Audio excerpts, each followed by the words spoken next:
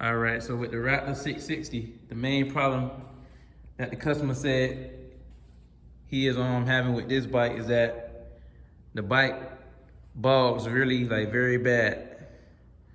From second gear and up, the bike bogs. So what we're gonna do a quick inspection. We're gonna run through everything. We're gonna check the valve clearances. We're gonna check the spark plug, and then we're gonna clean the carburetor and tune it. And then we're gonna go from there. All right, so I got the seat off and the front fenders off. So the next thing I'm gonna do is take the gas tank off. And then first thing I'm gonna do is check the valve clearances, the intake valve clearances and the exhaust valve clearances. Then we're gonna check the spark plug and the spark. And then we're gonna move to the carburetor. All right, y'all, so I got the gas tank off. So the next step that I'm gonna take is we're gonna check the valve clearances first, then I'll do the spark plug after that. So I'm gonna take this valve, the intake valve cover off, and I'm gonna take the exhaust valve caps out, and then we're gonna check the valve clearances, and then we're gonna go from there. All right, y'all.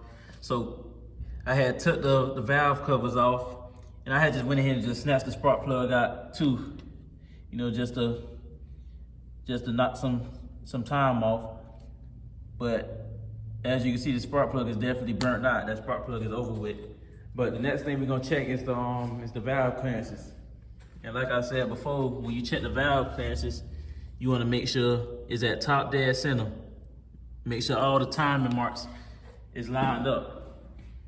So next thing we're gonna do is just check we're gonna start with the intake valve clearances. All right, so with the intake valve, gotta line it up right. Okay, so this one, that one's good. Went through nice and smooth. Nice and smooth. This one nice and smooth. Yeah, see, this one is too tight. This one's too tight. It's too tight. So I'm gonna have to adjust the intake valve, and with the exhaust valves, I'm gonna have to get up in there. So I'm gonna check the valve, the exhaust valve clearances, and then I'm gonna just go ahead and adjust the intake valves because I can't really get in there with the camera. All right, y'all, so I adjusted the intake valves and the exhaust valves are good, so I put the caps back on. But as you can see, now the gauge is sliding through nice and smoothly. Nice and smooth. Through all the valves. Everything is nice and smooth. So what I'm gonna do next is put the cover back on, the intake valve cover on, and then we're gonna take the carburetor off, and then I'm gonna blow through the carburetor and blow through all the jets, and then we're gonna go from there. All right, y'all, so I got the carburetor off. So the next thing I'm gonna do is just, you know, do my normal thing, just blow through all the holes on the carburetor and all the jets, and then we're gonna go from there.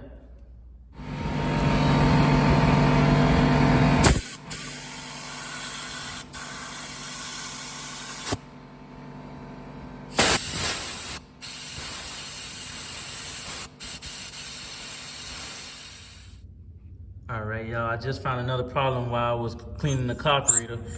And the problem I found is, as you can see with the needle is supposed to stay firm and not go up and down, because that could cause a bogging problem also. As you can see, this needle is like loose. Like something is not right with the needle. The needle probably came out of place, or the clip or something, or they didn't put the clip in right or something like that. So what I'm gonna do is finish putting the carburetor bowls back on and the jets and everything.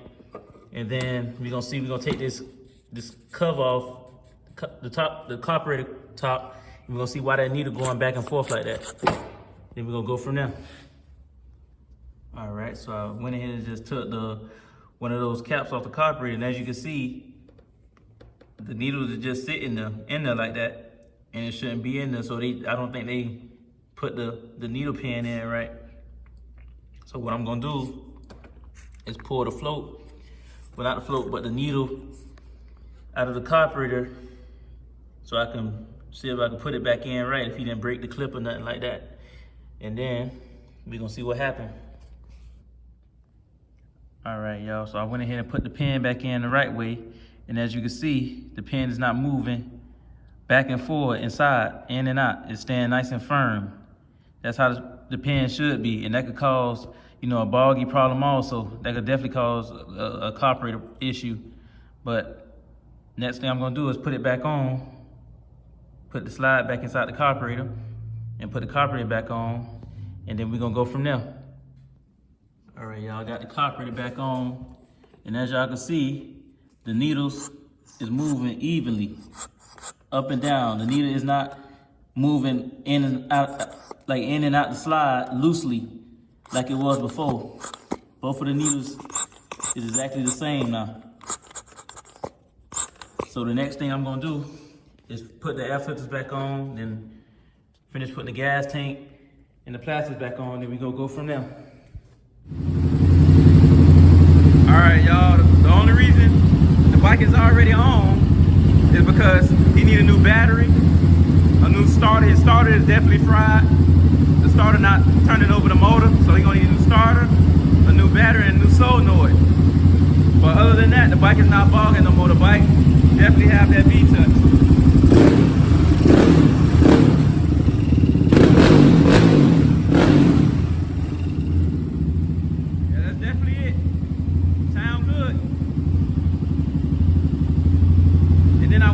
Sealed his tires up too, because his tires had a leak, the back tires. But other than that, we gonna go from there.